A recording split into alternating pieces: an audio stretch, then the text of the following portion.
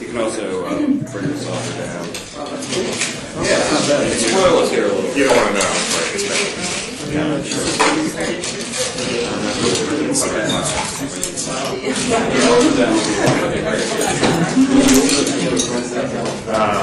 No. Yeah, buildings about years old. First thing he said was, well, we need to be responsible. We can't have like boys and children. They said, oh, and we're really afraid that students might bring computers in class. Right. Because they'll So we don't want any plugs. So we don't need plugs. Right. And in fact, they expect the electrical panels to ensure that because a lot of they do now have in some of these. Wow, that's awesome.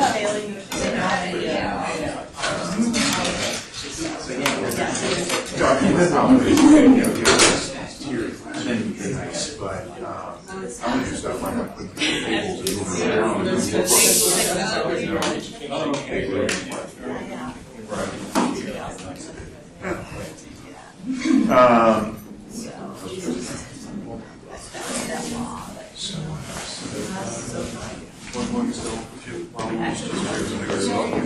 So we're going to do this thing with her. They've got them. Ever been in? Oh, right. So You know the case of things that were removed from people's windows? So they just revamped that. They've got a database of it. It's just like it's Apple spreadsheet. It's a database of it. And then all the when, how long it's stuck on, how they've got it in the crowd, what instruments he used, you know, the whole and they've got pictures, and so they want to put it online. So we're going to put it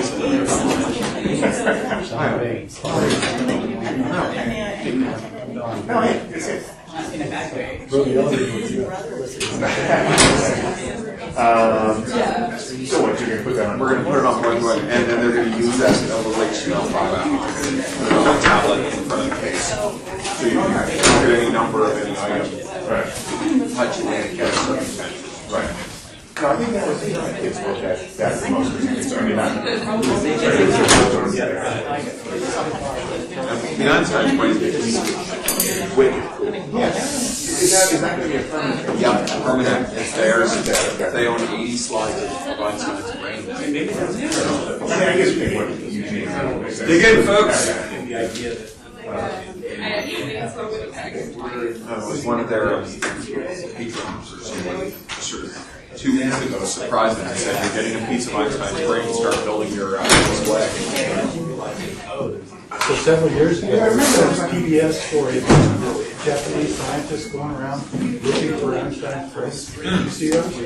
There's like 1,000 slices of it. By the way, Kevin, Cory, he had electric sheet company. Back in the day. Way back when.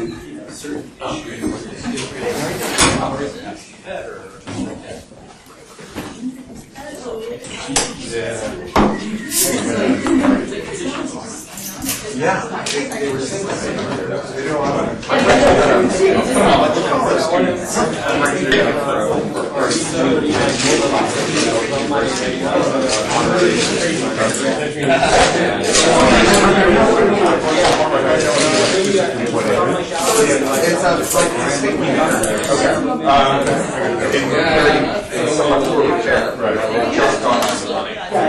and also World War II.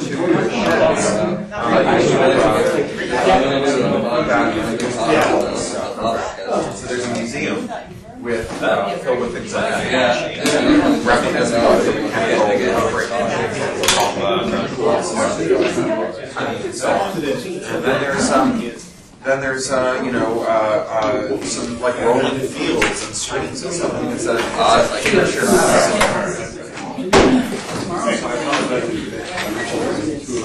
That's okay. I hear in night.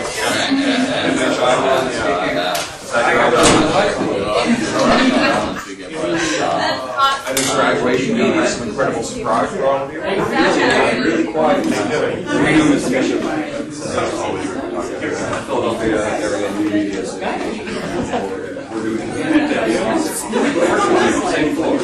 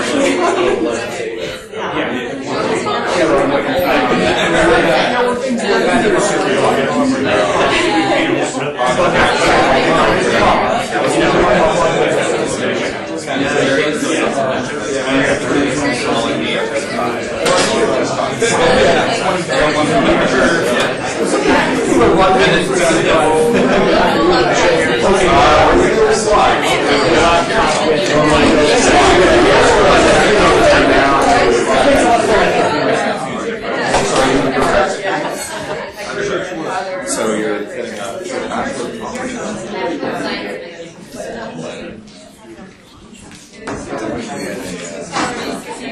What's the idea? Like, is there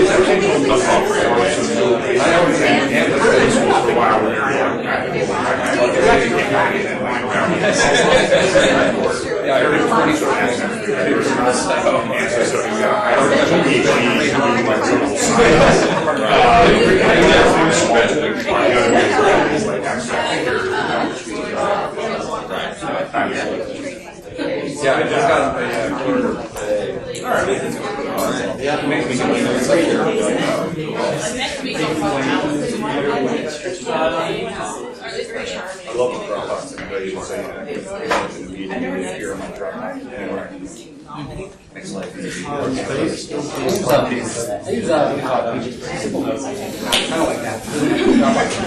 everyone. So, welcome. I'm Kevin Werbeck. I teach here in the Legal Studies Department. Thank you all for coming. I'm going to sit down very quickly. As you can probably figure out, this is Cory Doctorow, who is one of those people who basically you can't describe in any better way than saying he's Cory. So probably many of you know him from his work as an author of science fiction and various other things. Some of you know him for his work as a copyright and digital rights activist, or maybe as one of the leaders of the Boing Boing website. But he's someone who I've had the good fortune of knowing for a number of years, and really one of the more insightful people in understanding the big changes that are going on in the world and trying to actually do something about what's happening out there. So I will then stop with that and let Cory talk to you about what he wants to talk about. And he said he's going to speak for maybe half an hour or so, and then the rest of the program will just be discussion and Q&A. So think about things that you want to ask, and hopefully we can make this pretty interactive. So without further ado, Cory. Thank you very much. Thank you all for coming. I have this reputation as someone who goes around and talks about copyright as a justifiable reputation, but I'm not a copyright lawyer, and I'm I'm not a politician, and I often think that both of those things actually help in having a fairly lucid analysis of copyright. But in particular, I think one of the things that helps understand copyright is that I'm one of the putative beneficiaries of copyright. When people ask me what I do for a living, I say I write science fiction novels. That's mostly what I do for a living. I've just become a British citizen, so I no longer need to fill in the landing card when I go back home to London. But what I did, they had this tiny little field about so big where you have to put your occupation, and I would just sort of fudge it and put writer in. And so, as one of the theoretical beneficiaries of copyright, I feel like I've got as much right as anyone to assay an opinion about what it should be and how it should work and where it's gone wrong. And certainly this is a subject that has occupied a lot of phosphors and energy in this 21st century of digital reproduction. But I think we get bogged down when we argue about copyright in a kind of polarized and fairly pointless debate about whether or not copyright is good or bad. And I feel like this is a silly way to go at it. Copyright for me is just the technical rules that regulate the supply chain of the entertainment industry. And I don't think there's anything wrong with an industry the size of the entertainment industry having rules to govern its supply chain. Industrial regulation is not an evil in and of itself. I support things like financial regulation. I think it would be a great idea if we had some.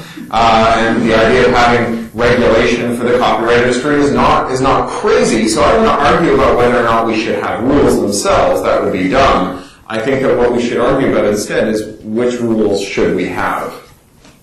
Because everyone knows that the proposition taking rules away is always better is a ridiculous proposition. And one of the cheap debating tricks that people use sometimes is they accuse people who want fewer rules of wanting no rules at all. But reasonable people might disagree about whether, say, a highway should go at 80 miles an hour or 70 miles an hour, but advocating for a different speed limit is not the same as saying, I don't believe in speed limits, nor is advocating for a different copyright law the same as saying, I want no copyright. Likewise, the idea that having more rules is always better is also ridiculous. You might decide that your neighborhood is well served by putting a stop sign in every corner. It doesn't follow that adding a stop sign between each stop sign would make your neighborhood's traffic run even better. So even though you might like what copyright has gotten you, adding more copyright doesn't necessarily mean that you'll like the outcome. So instead, I'd like to talk about which copyright we should have, not whether we should add or take away copyright. Now today in the digital age, everything we do involves making copies. Millions and billions of copies. Collectively, the people in this room, the people that we know, we've made more copies in the last year or two than the whole human race made right up to the time that America passed its first non-literary copyright rules at the dawn of the 20th century for photographs. Here in the digital age, we copy like we breathe, and so getting the rules on copying right is very important. So getting beyond copyright is good and copyright is bad, let's dig into the meatier question of what do we want copyright to do, and which copyright will do that. We can start with something that I think most of us agree on, that a good copyright does at least one thing, which is that it serves as an incentive to creativity.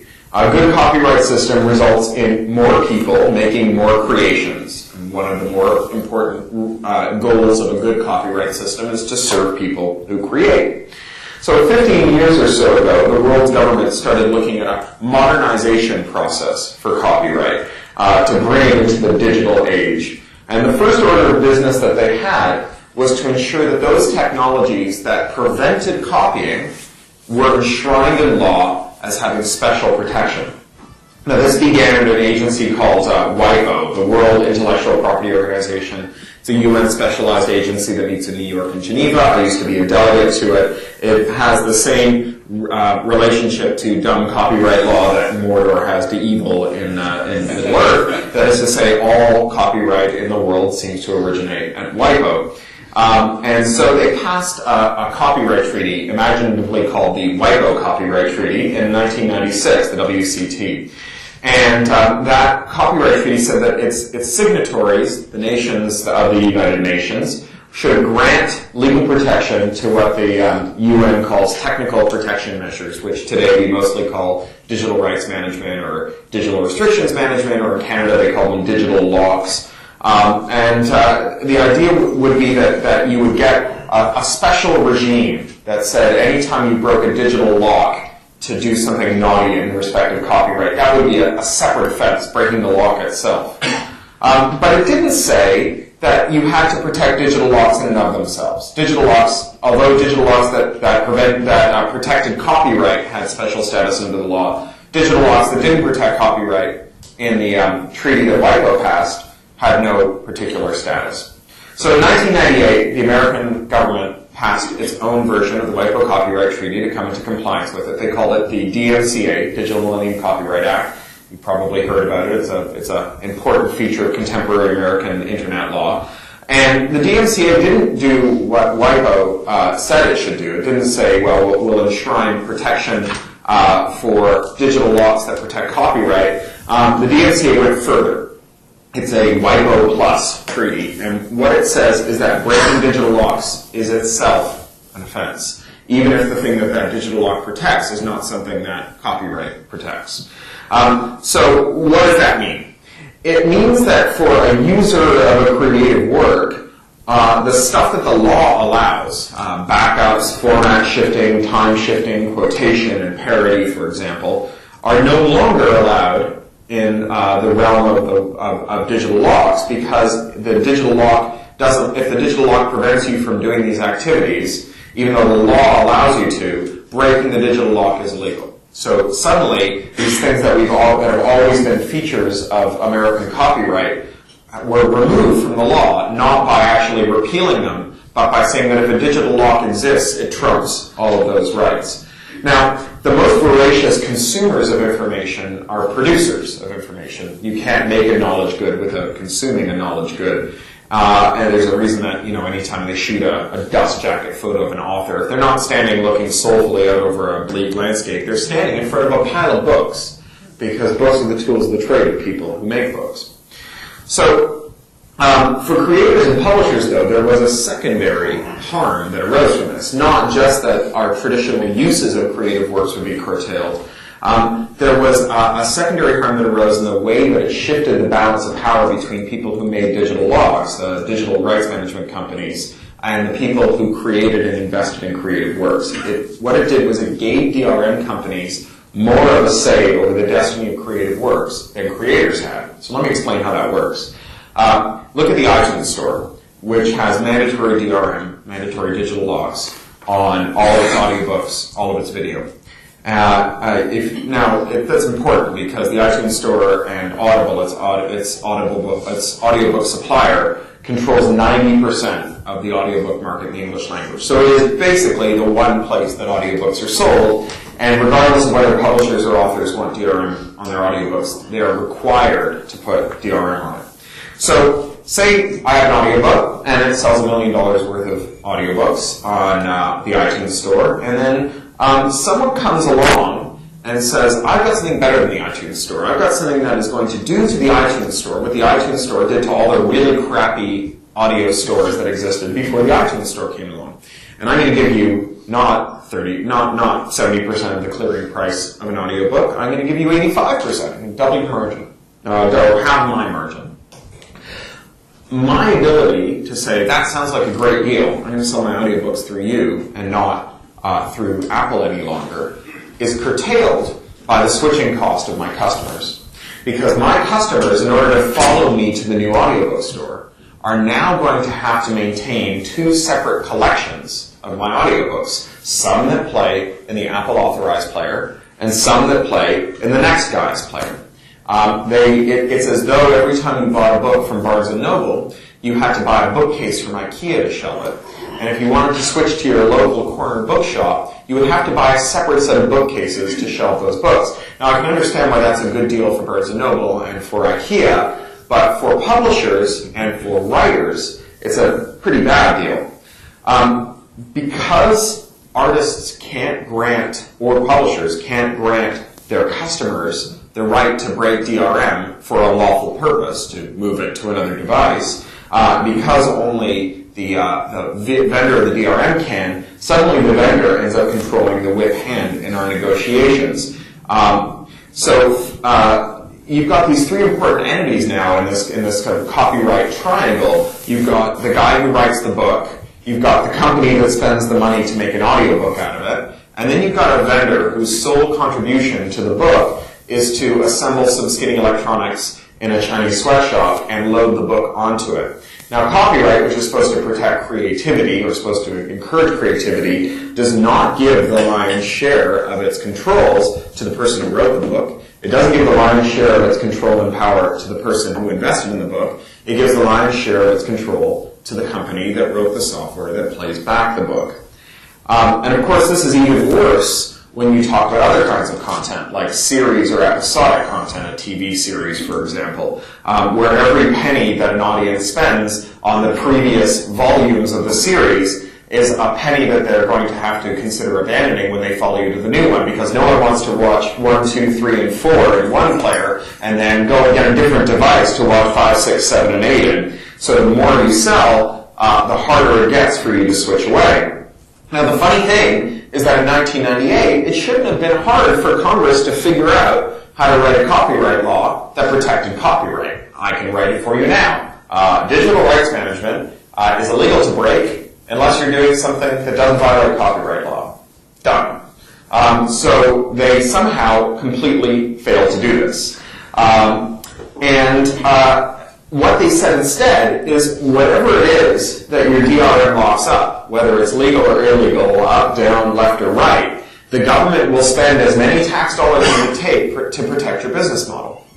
Now, what company wouldn't take the government up on a sweetheart deal like that? Now, I mentioned Apple before, and the reason I mentioned Apple is because they're pretty much the virtuoso of understanding DRM and how to make it work for them as an intermediary in the world of creativity. So like their iOS ecosystem of mobile phones, the iPhone, the iPad, and the iPod Touch, and so on, are kind of exhibit A of how you can use DRM to shift power away from creators and investors in creativity into intermediaries. So Apple uses DRM to ensure that only Apple's apps Apple's signed apps that Apple has approved will run on an iPad, an iPod, an iPhone, and so on. So what that means is that if you write an iPad app and I have an iPad and I want to give you money for it, it's against the law for you to sell it to me, because the only way I can get it to run on my iPad is to jailbreak it. In fact, someone usually puts their hand up and says, but didn't the Copyright Office make it legal to jailbreak iPads? They didn't actually. They made it legal to jailbreak iPhones for a period of 3 years that's about to end, and only if you wrote the jailbreaking software yourself, you can't traffic in jailbreaking tools. So this is a pretty narrow, meaningless exemption. More or less, it is true that it's against the law for you to sell me something that you made to run on something that I own. So this is not really what we think of when we think of what copyright is supposed to do. Now, if Apple doesn't like your app, they won't sell it. I don't think they should have to. I used to work in a bookstore, and if you wrote a book I didn't like, I wouldn't sell it either. But the difference here is it wasn't illegal for you to open a bookstore that sold the books that I didn't like. And in this case, it's illegal for anyone to open an app store that sells apps that Apple doesn't like that run on the hardware that Apple makes. So this ends up locking me, your customer, into Apple's platform, because I can't take apps with me or the content that's in those apps with me to a competing platform. And anytime anyone buys into the iOS ecosystem, it increases the need for independent software vendors to be there, because it increases the value proposition for Apple. It increases the amount of lock-in that Apple's customers have to Apple's platform, and decreases the likelihood that no matter how good my app is, they'll walk away from Apple's platform and their investment in it to come and visit me over here in some independent land. In other words, Apple's Switch campaign, which encouraged people to understand that, for example, they could take their PowerPoint presentations and run them in Keynote, they could take their Word docs and open them in Pages, cannot have a comparable campaign against iOS that says switch away from iOS and run your apps and this little virtual machine over here on your Android device or your Windows mobile device or your something else device. None of those things would be lawful because of Apple's DRM.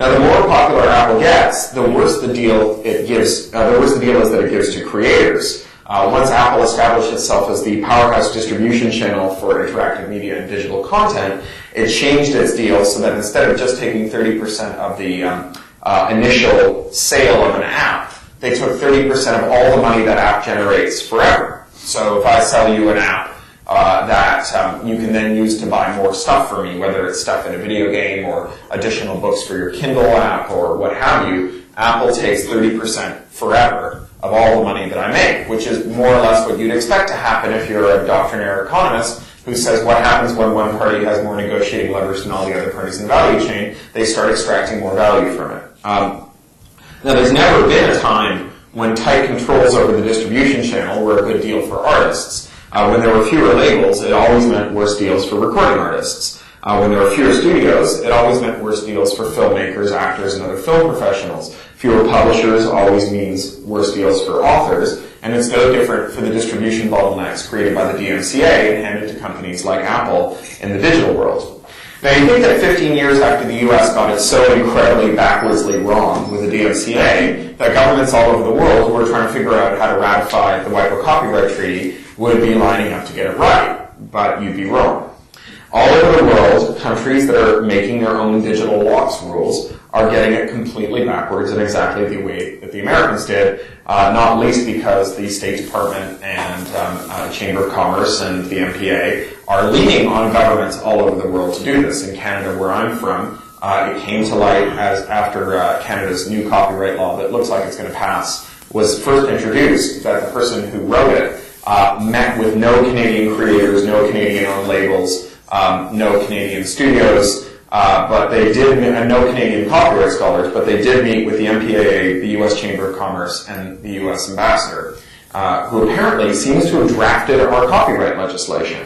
And so now Canada's majority conservative government is on a fast track to pass new Canadian copyright bill, C-11, without any further consultation, even though they admit that when they actually asked Canadians, when they did hold consultations on this, Canadians said that they didn't want this sort of rule. And in the UK, Ofcom, our equivalent to the FCC, sold out the British people and gave our national public broadcaster, the BBC, permission to add DRM to its public broadcast. This is quite amazing because in this country, even commercial broadcasters aren't allowed to put DRM on their broadcasts. But they had pressure brought on them by U.S. broadcasters like Fox, who threatened to boycott the BBC if they didn't get DRM in the UK. And Ofcom then took this submission from the BBC that named names, which American broadcasters leaned on the BBC, and they declared it commercially sensitive and refused to release it, and just told the public that we've decided it would be in the public interest to add DRM to public broadcasts, but it wouldn't be in the public interest for you to know why. This week, I published a column in The Guardian where I leaked the full text of the secret memo, and you can go read it for yourself and see that, in fact, one of America's great exports at this moment is its crazy copyright laws. So making a mistake about the way that digital copyright should work in 1998 is regrettable, but I suppose forgivable. In 1998, it might have been hard to see how things would go. After all, those were the days when we thought everyone would have virtual reality helmets. But more than a decade later, with all the facts in hand, it's inexcusable to repeat these mistakes. Now, worst of all over the world, you have creators and studios, labels, and publishers endorsing these weird proposals to give the meatiest part of copyright protection over to the companies that make DRM, and not the companies that make or invest in creative works. It's suicide by law, and it's not as though DRM gives them any incremental benefit. It, of course, doesn't stop copying. Usually when Apple releases a new DRM for its iOS, its mobile operating system, that DRM is usually broken in a day. We have DRM on, just really bizarre DRM on ebooks. It's like the people who put DRM on ebooks have never heard of typists or somehow believe that typing is a skill in decline and no one knows how to retype a book any longer. Why doesn't DRM work? It doesn't work. It's not that it fails because the engineers who make DRM are stupid. It fails because you have to make devices that can successfully resist the commands given to them by their owners. That is, you have to design general-purpose computers that only run programs when they don't upset someone's apple cart. And to make DRM work, you have to make sure that the smartest person in the world can't break it. Because once that person breaks it, it's broken for everyone, because either the crack appears on the net and you download it and install it and your device is jailbroken, or the unencrypted files appear on the net. And then all you need to do to be an elite hacker and break the DRM is go to Google and type Puss in Boots BitTorrent and hit return. So real security experts and cryptographers, that is to say anyone who doesn't work for a DRM vendor, will tell you that DRM is an impossibility. Not a potentially useful speed bump, but kind of like slightly less sucky gravity, just an absolute impossibility and a waste of everyone's time. Designing a security system that never leaks, that can't be patched, and that attempts to hide its secrets in equipment that is given to adversaries who have infinite capital expertise and technology, and whose very nature makes it break once, break everywhere, is absolutely a fool's errand. So entertainment companies may have been convinced that there's hope for DRM, but they're absolutely wrong. And when they're fooled into endorsing laws like the DMCA and its progeny, they stab themselves in the back by creating a marketplace where DRM vendors hold all the cards, and where the only way to get a fully functional, pristine copy of the products they hope to sell you is to steal them instead. Because when you buy the product, you end up with a crippled computer that tries to control its owner. I codified this in something I grandiosely called Doctorow's first law.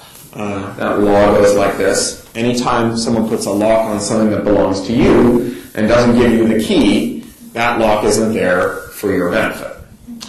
So you may have noticed I call that Doctorow's first law, which implies that there's more than one law, and that's true. My agent used to be is still Arthur C. Clarke's estate's agent. He was Arthur C. Clarke's agent when Arthur was alive.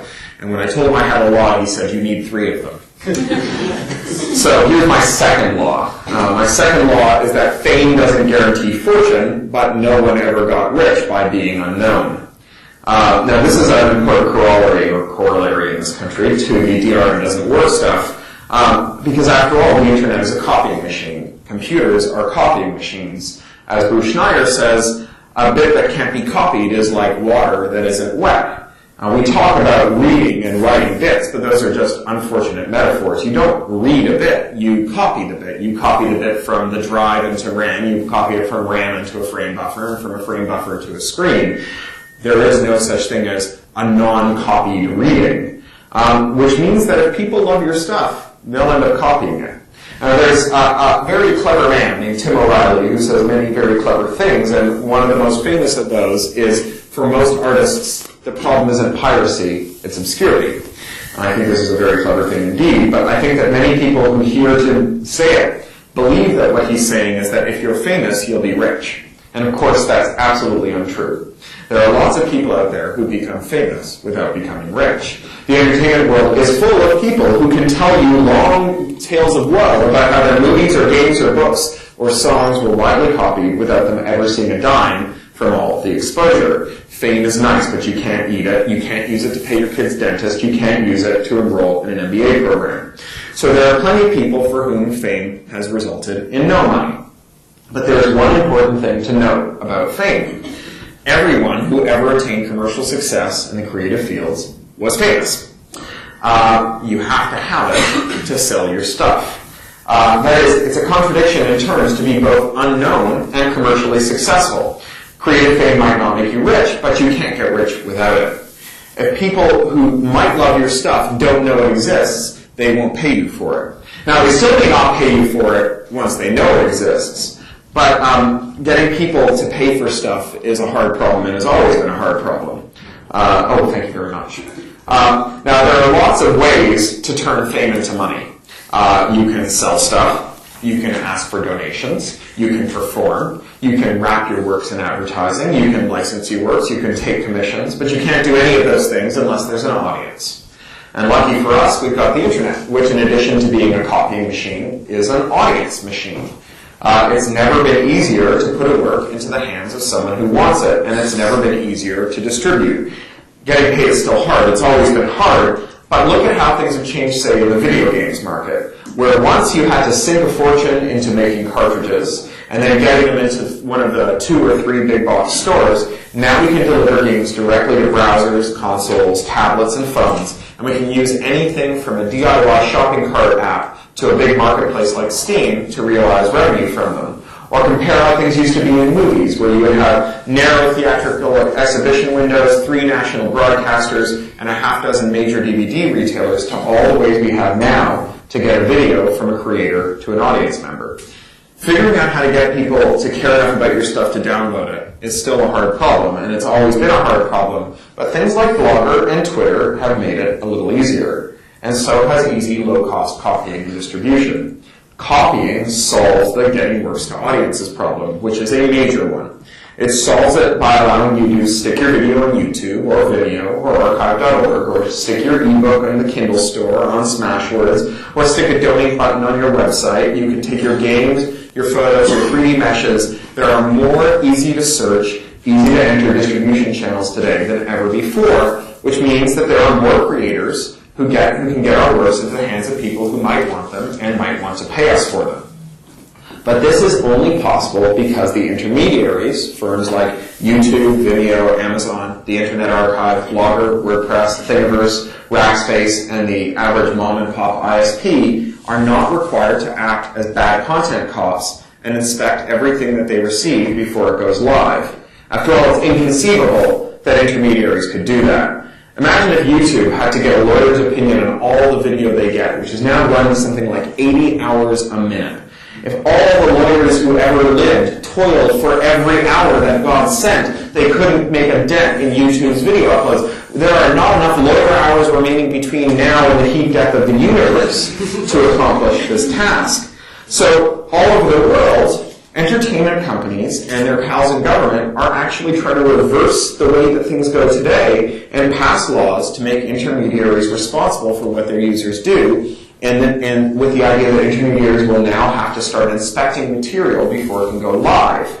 They're saying that our country should copy Saudi Arabia and China and build national firewalls and then use them to block sites that are, quote, used by pirates.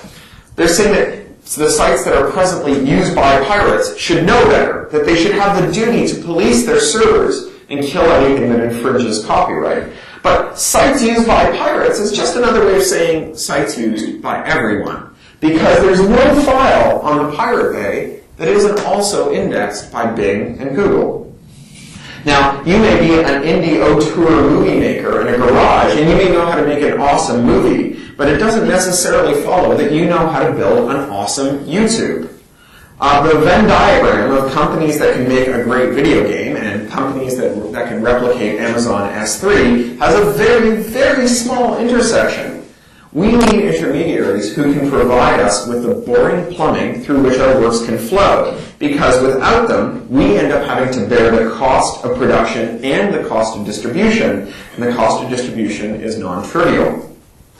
We need things like file lockers, like YouSendIt and Mega Upload and Mailwin File, because they become essential to the way that the creative industry conducts its production chain. Sending files used to be a chore, and now it's trivial, and no substantial creative work can be produced without sending a lot of files around.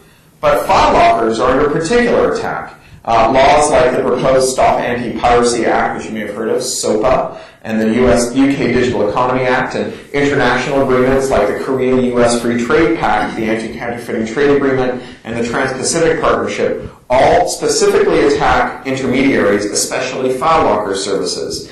Now, the thing that the entertainment companies ironically object to most about the file lockers is that if you put a file in them, it's not visible to the whole world. It's only visible to the people who you tell about it. So you say, I put a file here, come and get it. They say that that allows people to share files in private out of sight of the enforcement technology that would detect a copyright infringement.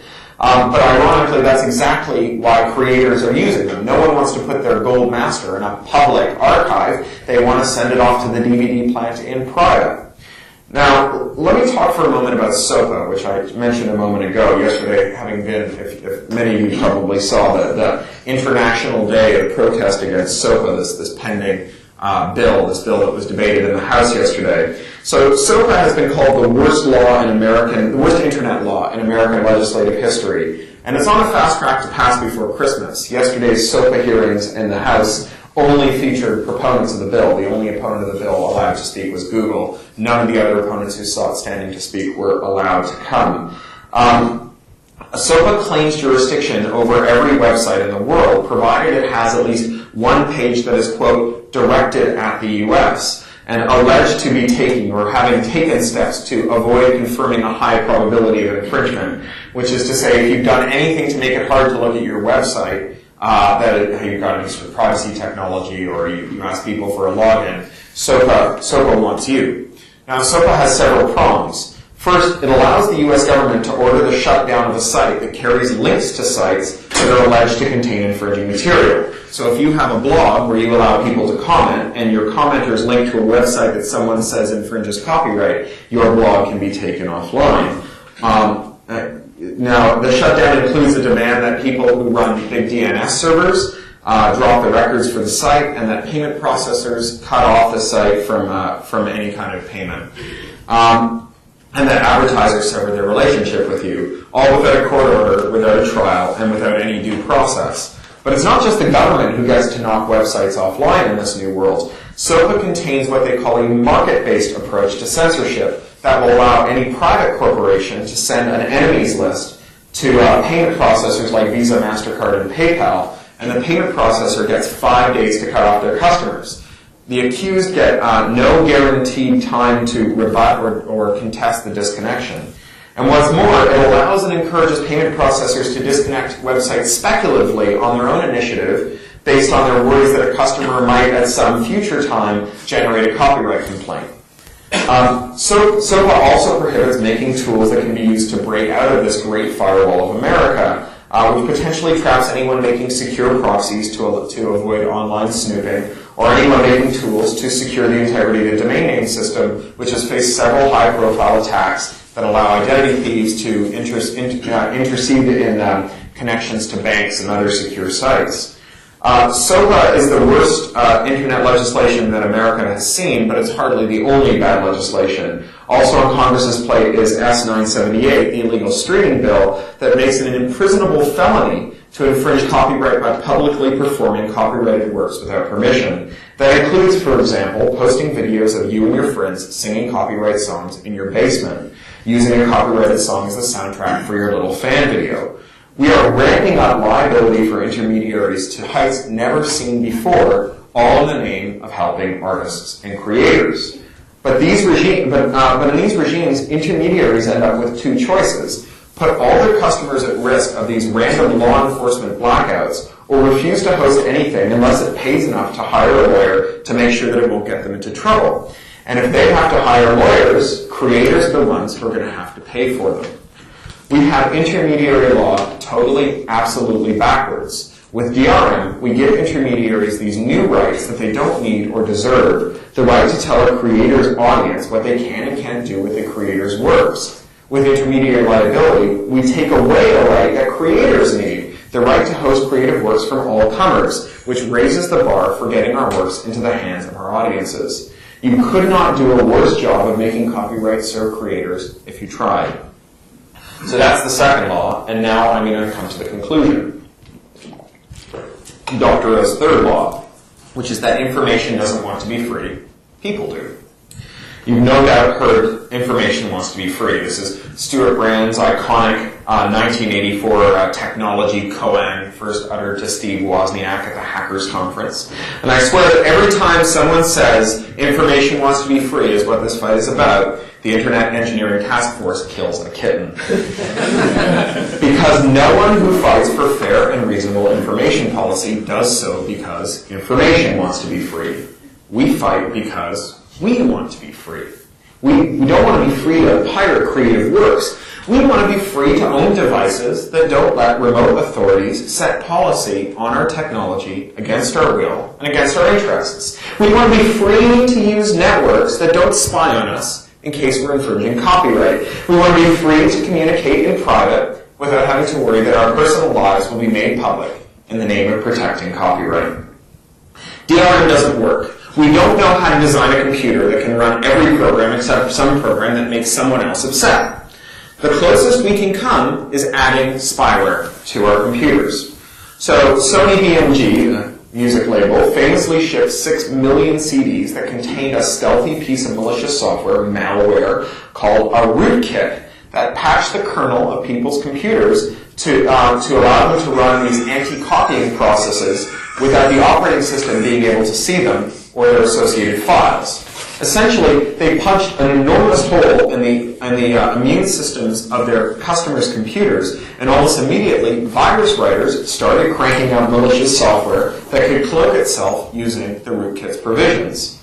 But it's not just Sony that does this. Games companies do it too.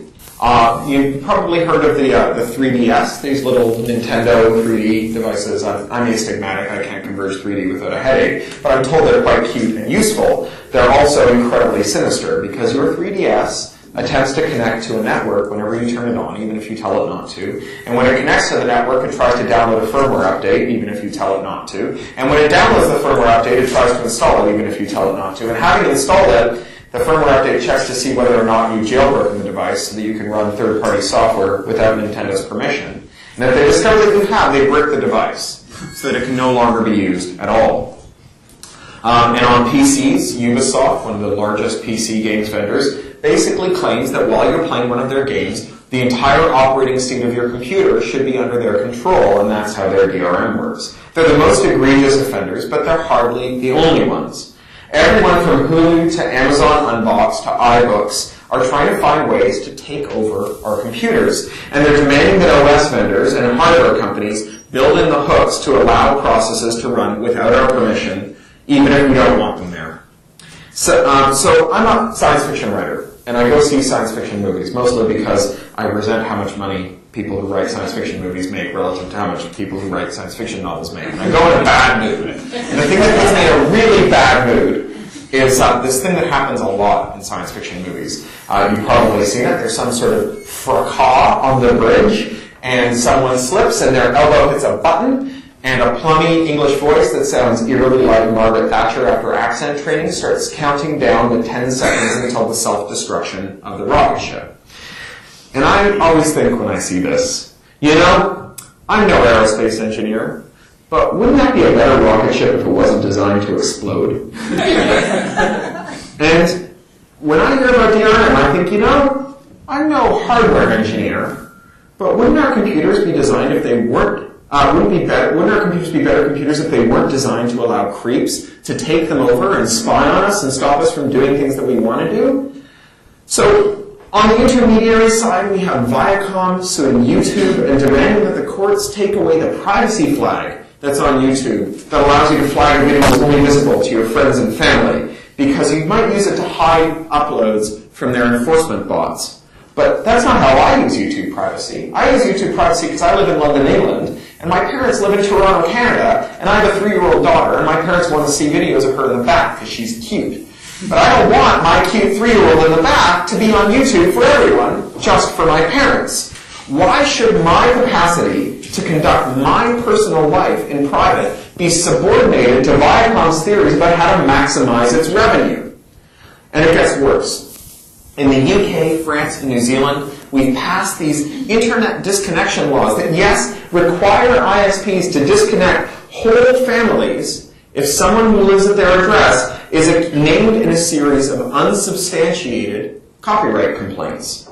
The UN calls internet access a human right, and it's easy to understand why. My wife just quit her job to do a startup, but before she quit, she was the Commissioner of Education at Channel 4. It's one of the big public broadcasters in the UK. It's not the BBC, it's the other one. And she worked with research from the government on what the internet did for families. And so the research that she worked with compared the fates of families living in the post-industrial north. This is the British Rust Belt, where virtually all industry has collapsed, unemployment has soared to unbelievable levels, poverty is quite grim, and the prospects are quite small. And they compared families living in housing estates, social housing, socially subsidized housing, and families that were as like as possible, except one had the internet and one didn't. The families that had internet had remarkably better outcomes than families that didn't. They had better nutrition. They were more socially mobile. The kids got better grades and were more likely to go into tertiary education. They had better jobs. They had more money at the end of the month, and not just because they had better jobs, but because they could pay their bills online.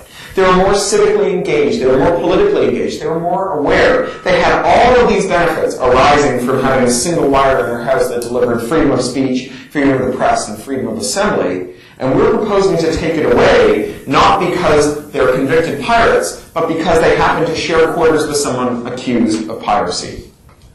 Now, I don't think that science fiction writers are very good at predicting the future, but I have two predictions that I'm willing to stand by. The first one is that bits are never, ever going to get harder to copy.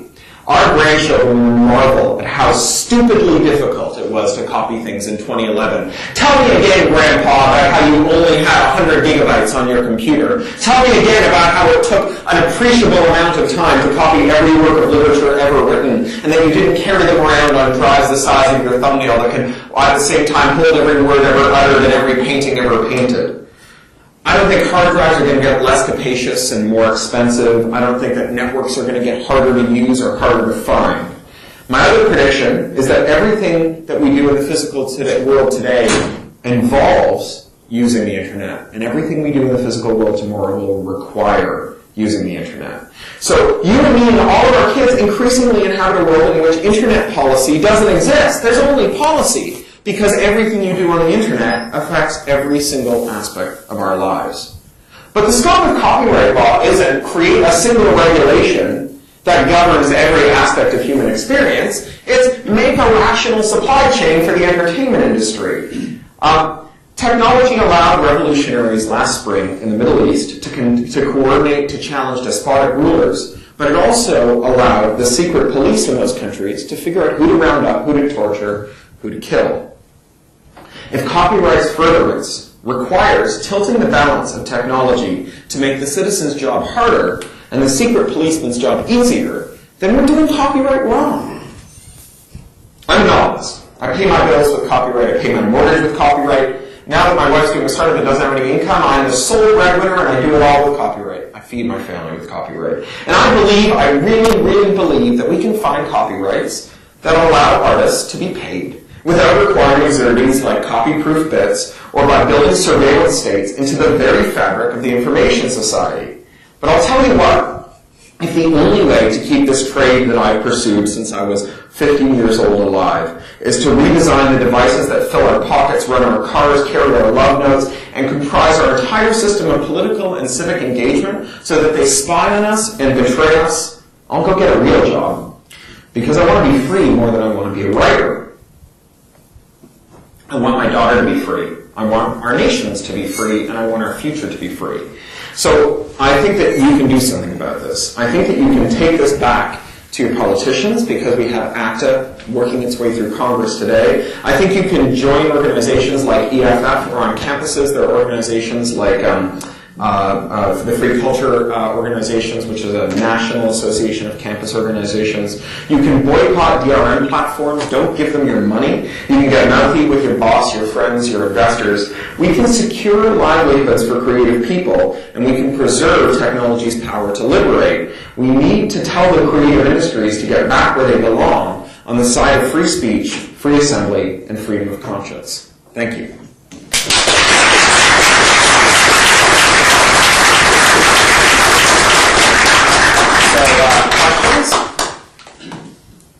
Cory? Yeah.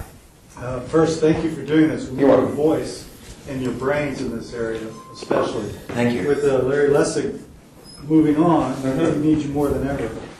My question is, you gave a very eloquent description of the consequences of DMCA. As you looked at that, were those largely unintended? Have we basically understood those better now? Or were they purposeful at the time? And I raise it because of SOPA. I've never met anybody I've never met a real person who is in favor of SOPA.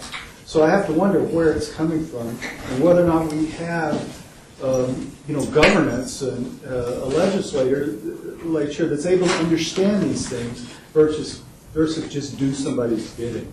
So, I don't know. I mean, if you look back in the legislative history of the DMCA, you find people like, say, Pam Samuelson, who's one of the country's great copyright scholars, runs the Samuelson Clinic at George Washington and at Berkeley. And she was saying, this is going to happen. But the entertainment companies believed and seem to continue to believe that DRM, that they could figure out how to tame DRM, that they could make it work for them instead of working for DRM vendors. And I've watched this play out because I've been in a lot of DRM standards initiatives.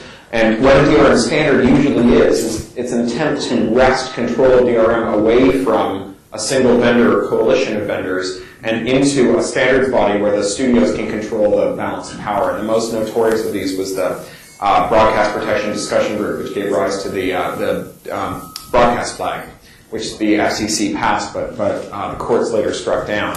And the idea with that was to actually make DRM work for the studios, if not for creators and the public, by saying that anything that you could connect to a TV, including a computer, would be illegal to make unless it was approved by at least one Hollywood studio. So that was literally like just batshit. I mean, we couldn't believe that the FCC went for it. And a court basically looked at it and said, sorry, what, you think that the right to specify what devices, what you can put on the airwaves and what a transmitter can do also gives you the right to become an agency that can regulate all things that you can do with a general purpose computer? I don't think that's in your mandate. I think you need Congress to pass that as a law, and until they do, forget it. But it's hard to say. I mean, I tend to think that the regulatory urge here is not necessarily driven by sheer ignorance, but rather by a mismatch between our expectations and the reality. I mean, the internet is truly sui generis. The internet's not a series of tubes, and it's not an information superhighway. The internet's the internet, and it's not really like anything except the internet.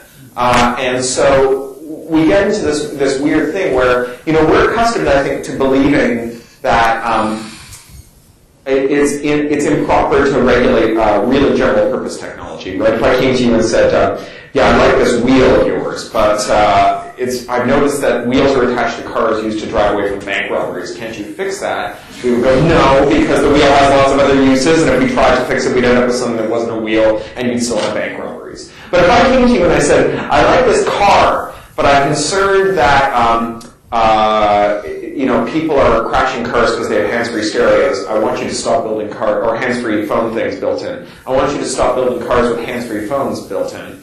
You might say, well, I don't think that's a proper regulation, but you wouldn't say it's an impossible regulation. Because we think of things that are complicated as being special purpose, and special purpose things as having discrete functions that can be subtracted without removing their fundamental nature. Right? A keyboard with, the caps lock key removed is actually a better keyboard, not a worse one, right? So, the problem is that the internet is really one of the first complicated general purpose things that we have. And so when someone comes along and says, design me an internet that can be used for all the purposes that we like, but none of the ones that we don't, on its face, without an appreciation of the kind of weird, transcendent nature of the internet, that sounds like design me a car that doesn't have the car phone in it. Design me a computer that runs all the programs except for this crazy one. Sounds like if you're not someone who understands what Turing completeness is and a von Neumann machine and a non-von Neumann machine, design me a computer that runs every program except this bad one. Sounds like a perfectly reasonable proposition. And I think that that's where we run aground. And I don't think that all the people at the studios who push for this are doing so because they're venal or stupid or whatever. I think some of them just fail to grasp this, and I think the same is true of regulators. You there and then you. It's funny that you mentioned Leslie, because he's actually moved on to talk about money in politics. Mm-hmm. And I think that explains everything. You're giving a good rational debate for why, but I think it really comes down to there's these entertainment lobbyists in Congress that are giving money, and it's a money thing. And an acumen thing. I mean, the entertainment industry has been lobbying since the piano roll fight in 1908. I mean, Tim Wu says that any industry, the longer industry lobbies, and the more concentrated it becomes, the better it lobbies. Yeah. They've always wanted to do this, and they, maybe get it through. But I think it's kind of, it's awful. So it was awful, but I think it's kind of good in a perverse way because it makes people pick a side. And if it goes through and the internet isn't kind of as cool as it used to be or whatever, there's not as much content people notice, and maybe they'll move on from these big entertainment things, and maybe they'll go towards musicians that do creative comic license. I don't know. The problem is that we use the internet for a lot more than entertainment, and so the question is when the internet goes away, if it does, if things have to get better before they get worse before they get better, what is it that we use to organize to get the internet back, right? I remember. I once went spelunking through some old ads. I love looking at old ads. They tell you a lot more about the history of a society than the articles in the magazines. The ads are much more interesting. And there's a series of ads from the dawn of the washing machine that are all about goodbye Blue Monday. Goodbye, I can't believe how much leisure time I have. And as you peruse these ads, after a while, you realize that for 52% of America's population, like 60% of your waking hours used to be spent doing laundry. Right? The washing machine is transformative, right? In the same way, I remember in the old days when the job of an activist was 98% concerned with stuffing envelopes and manning a phone tree, and 2% concerned with figuring out what to put in the envelopes. Right? The internet has basically taken all the heavy lifting out of activism. Right? All political activism today almost all of it would cease to exist. It would go back to Blue Monday, stuffing envelopes, if the internet disappeared as a general purpose tool for that. And so this would be it would be a terrible transformation. It's not merely that there would be less content on the internet. It would be your capacity to change your society would be dramatically curtailed. So a couple things. I really don't have a question anymore, like have a comment that I was wondering. If you end up with a rising inflection, it becomes a question. Yes, I'm all about the rising inflection, so basically, we've got this SOPA bill, and we've got some elderly, senators who are introducing these things. Do they understand what they're introducing or not? And we've got the wonderful Electronic Frontier Foundation trying to fight it, and at the last minute, or one of the last minutes, trillions of people yesterday called in, and calling is what you have to do, because I'm here to say that I'm an activist. I work with human rights defenders in developing countries, and activism is actually still really exhausting, even though the internet exists. So, but people, called in by the thousands and thousands yesterday. But I guess I'm concerned that totally internet-based campaigns don't always have a lot of lasting power. They don't always know how to win, and that the Electronic Frontier Foundation is not necessarily enough. It's wonderful, it's fantastic, but I personally think that we need a Greenpeace. We need a much bigger infrastructure of activist groups to fight for information security and information freedom that we have right now, because we could easily lose this SOPA fight, and then we would have, as you pointed out, what are we going to use to get the internet back? And it's just that I think that the technology is evolving faster than the advocacy can keep up in some ways. I just think that there isn't nearly enough infrastructure yet to defend the things that need to be defended, including some of the activists that I know that are in huge peril right now, just because there's not much there out there yet to protect them. I'm inclined to agree. I'm a little more hopeful than that, because I do feel like we went from having just EFF, and it's funny because it used to be in the old days, they used to say, oh, EFF, you guys are the Everything for Free Foundation. You want to abolish copyright. And I would say, no, we want to refer copyright. No, you want to abolish it. Now I can say, no, we don't. You're thinking of the Pirate Party. They're over there, right? We, in fact, do have much more of a spectrum than we used to, and that's kind of cool. It's nice to have not just kind of lobbyists and not just activist groups and not just, but also like lunatic kids in the streets, like the anonymous folks. We kind of need the whole, but we have that nice whole spectrum. It's funny you mentioned Greenpeace, because Jamie Boyle, who runs the Duke Center for the Public Domain, talks about this idea of internet ecology, information ecology. He says that before the word ecology existed, you had people who thought that it would be good to save whales, and people who thought that the ozone was something we should be concerned about, or DDT, or saving forests. But none of them knew that they were all working on the same issue. Right? The word ecology turned a bunch of single, narrow concerns into a single, unified structure. very good. I mean, it was really, and I think it's a good key insight. I agree that that we are that it's hard to sustain activity on the internet. But the upside of it is it's easier to commence activity on the internet than it's ever been before. And one of the criticisms often levels of the left is that there's a real reluctance to go into coalition on the left unless you're in agreement on a broad spectrum of things. One disagreement, the thing a Trotskyist hates more is another Trotskyist who has a disagreement with them in an area that's so narrow that you need to study it for 10 years to figure out what it is they disagree about. I'm going to turn this off. So and I think the reason for that is that forming a group is hard, and so you don't want to invest in forming a group if you think that it's going to tear itself apart. But when forming a group is easy, it makes sense to form coalitions that are only expected to last briefly. And I think that the virtues of new things are usually orthogonal to the virtues of old things. The great thing about the wee kirk on the hill is not that it's more like a cathedral than a cathedral is. Right? The great thing, all the great things about a wee kirk on the hill are completely the opposite of all the great things about a cathedral.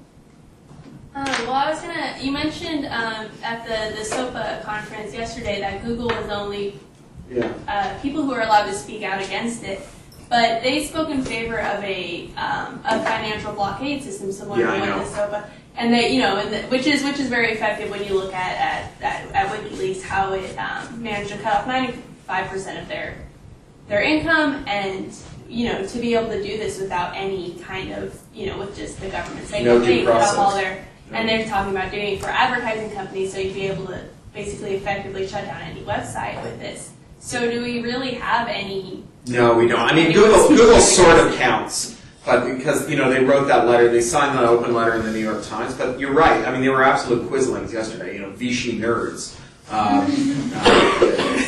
It was rather. I know that's a Godwin's law violation. Yeah, no, you're right. I mean, maybe we could say we had half an advocate in the hearings yesterday. It was. I mean, I think that Congress will say, that it wasn't totally unbalanced. It was just almost totally unbalanced. And maybe we can argue about whether Google counts as a whole advocate or just 2/3 of one. Yeah. Why do you think that hardware companies and forums such as the IEEE that design most of these protocols that these guys are now trying to regulate haven't weighed in on this? Well, so I've been in these situations with hardware companies because hardware companies participated in the broadcast flag and also in the other CPTWG, the Copyright Protection Working Group in Hollywood. They've done other things. They had a thing called the Analog Reconversion Discussion Group that was about making it impossible to re-digitize something that was digital. Like, it was just insane. Like, to regulate analog to digital converters that, high school kids make as science fair projects, like regulating paper clips. So, and what I saw was that they were lured there by Intel. And Intel said, we are going to pick some companies whose technologies will have to be licensed in order to be connected to a television. Your company could be one of them. And if it's not, your company will have to license its competitors' technologies every time they want to build something to connect to a television. So they all showed up wanting one or the other, wanting to either evince one or realize one outcome or prevent the other. And it's a powerful way to motivate firms. Every pirate wants to be an admiral, right? Sony is there, having invented the VCR, hoping against all hope that rather than being the technology that everyone damns for piracy, that it's a technology that everyone has to license to prevent it. And as was Apple, as was all these others. They're there for the same reason that Apple is putting DRM on the iPad, right? The idea that if Apple put a little checkbox that said, I'm a grown-up, I'd like to pick my apps for myself, that all the elegance would somehow come pissing out of that checkbox and pool around your feet on the floor. It's ridiculous on its face, right?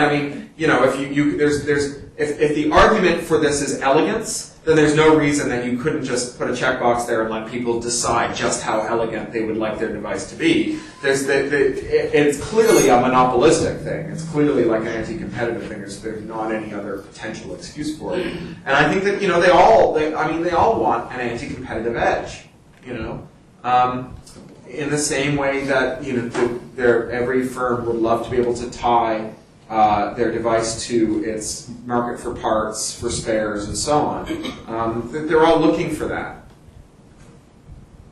Yeah.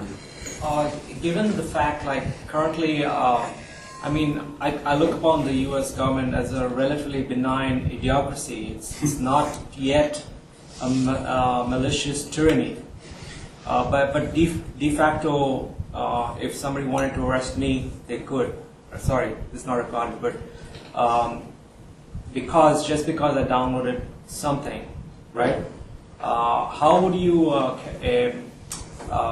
characterize this? Maybe use this fact as a way to gather more support, or it's already happening. Yeah, I think a lot of people see the fact that we're all guilty of some offense. But we haven't been arrested for them as kind of a feature, and it's in fact a bug, right? This selective enforcement is much more corrosive than a widely enforced bad law. Selectively enforced law is really, really bad, because what it does is a selectively enforced law turns out to be a law against everything. So in the former Soviet Union, it wasn't illegal to tell politically inappropriate jokes about the Politburo or the Supreme Soviet. It was illegal to be a black marketeer. Now everyone was a black marketeer because you starved to death if you weren't. But they only arrested people for black marketeering when they told politically inappropriate jokes. And so the Soviet Union could profess to have great freedom, best of breed freedom of speech laws. And nobody went to jail for saying the wrong thing. They went to jail for breaking a law that everyone broke. And so I really do worry that criminalizing everyone becomes a path to a new kind of tyranny, a tyranny where everyone's guilty of something. We've already seen the first inklings of that. There was a kid at Swarthmore who he was in the computer science program, undergraduate. He maintained a piece of software called Flatlan. And Flatlan was an open source free program that would crawl the local network and look for open file sharing points and index the files there. It's meant to run on campuses, and it would find things like if a prof made his slides available, they'd be there, or if another prof made her lectures available as MP3s, they'd be there. But because it ran on campus networks, it also found pirated games and pornography and music and whatever. It does exactly what Google does, right? Google looks around the internet, finds all the open sharing points, and indexes the files it finds there, and it's absolutely not illegal to write or maintain this piece of software. So the Recording Industry Association in America sued this kid. Now, they didn't sue him for downloading or for maintaining the software. They sued him for downloading pirated music. And the way that they knew he pirated downloaded music is that he was a college kid. Right? All college kids pirate music. When they came after him and said, and did some discovery and found the thousands of music files on his hard drive that they knew they would find, they said, well, each one of those could amount to $250,000 in damages. We're going to let you off easy, just like we do everyone else we sue. All we want is your life savings. But in your case, there's something else we want. We want you to change majors, because we don't want people like you getting computer science degrees. Right now, we made a big noise about it, EFF and so on, and it was just too mustache-twirlingly villainous to kind of pass muster. But it gives you a sense of what becomes illegal when everyone is guilty. The other thing that I think we fail to appreciate as we kind of march towards this is the extent to which the world is made of computers. There aren't cars anymore. There's just computers we drive in. There aren't planes anymore. A plane is a Solaris box with a bunch of SCADA controllers. It's a computer you fly in. I'm a member of the iPod and Walkman generation. I will almost certainly lose my hearing to some appreciable degree before I kick the bucket, and so I'll have a hearing aid. But we don't have hearing aids much anymore. We just have computers we put in our bodies. And of course we do, because why would you use analog circuits when digital is so much better? Now, if we start demanding that computers be designed so that remote parties can set and enforce policy on them, even when their owners don't want them to, we're not just changing what we do with our entertainment technology. We're designing devices to fit in our bodies that take orders from remote parties that we don't want to have followed, that we can't inspect, and that we can't rescind. I mean, this is such a bad idea on its face that I kind of hope that as we start to grasp this, it becomes more obvious to larger groups of people. But I don't know. I also think that we're at risk because, just as everything is a computer, all the things that we want to regulate become eventually a regulation of computers. So, 3D printers are very exciting and interesting and cool, but 3D printers do all kinds of bizarre stuff that we're just getting our heads around. 3D printers will print out kits to mod your AR-15 to full automatic. 3D printers can be used to infringe trademark. 3D printers can be used to do all kinds of things. And I think that there will be people who will come up with very reasonable sounding pleas to say, can't you just make it so that this device that's on everyone's desk now doesn't print out automatic weapons? And that will sound eminently reasonable on its face, but the answer actually ends up being no. And when we try, we put spyware on everyone's desk, but that's going to be hard for people to understand. If there's anyone who hasn't asked a question. Yeah, there's a couple more. We'll wrap up there. Yeah, sure. So 2 more then. So one of the things I heard was that this is also a privacy issue. And this conversation isn't really being framed that way, I think in part because people mostly understand the entertainment and creative aspect of it. How could we, or how do you feel like we could increase privacy literacy so that the issue could be better addressed that way? That's a good question. I mean, I think that we have a very impoverished privacy debate as it stands. Larry Lessig, we've raised his specter now 3 times. We must all take a drink. Larry Lessig talks about the 3 ways in which we regulate: code, speech, or code, norms, and law. And we spend a lot of time talking about what the privacy law should be. We spend some time talking fairly fruitlessly about what the privacy norm should be, mostly in the form of shaking our fingers at young people for using too much Facebook. But we do very little about technology privacy code. If you've got a browser, you've got 2 modes that you can run it in: turn off all cookies and the internet stops working, or accept all cookies and you are followed around everywhere you go. And the intermediate step, which is ask me every time a cookie is set, is impossible. I mean, impossible. 100 cookies a page, some of which reload every second, right? I mean, forget it, right? So we managed to block pop-ups, and as soon as we did, people stopped demanding pop-ups. Advertisers stopped demanding them. They basically became, they went from being de rigueur to being louche pretty much overnight.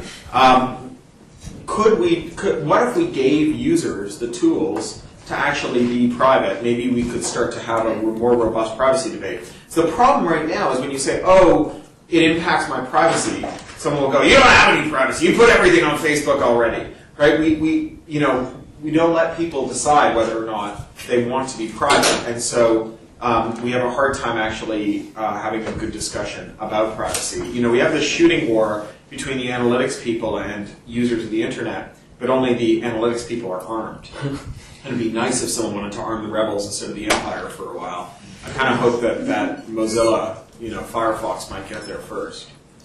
That makes sense. It's still a technological solution and not necessarily a conversation or an activist. A normative. Well, you're talking about a normative solution, but I think that finger wagging will expand into a more broad discourse about privacy once you have people once people are capable of expressing a technological preference.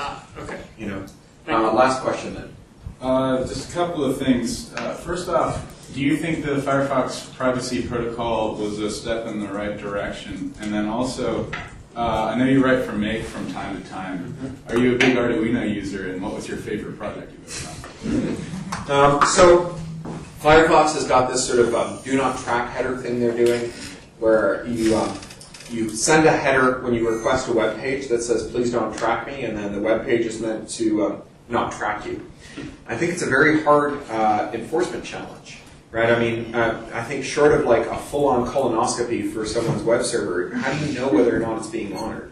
It's really, it's not I think that it really is lacking something in that. It's very hard to figure out whether or not it's working at all. I am an Arduino fan. I haven't done a whole ton of Arduino projects.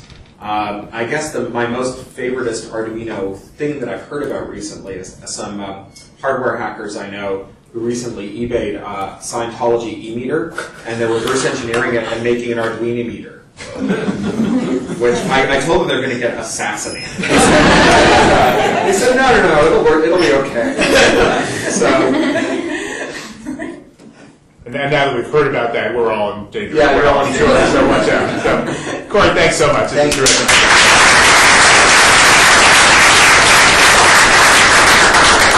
So, any more pizza, please come eat. Hopefully, Cory can stick around a little more. If people have questions, thanks a lot, everyone, for coming.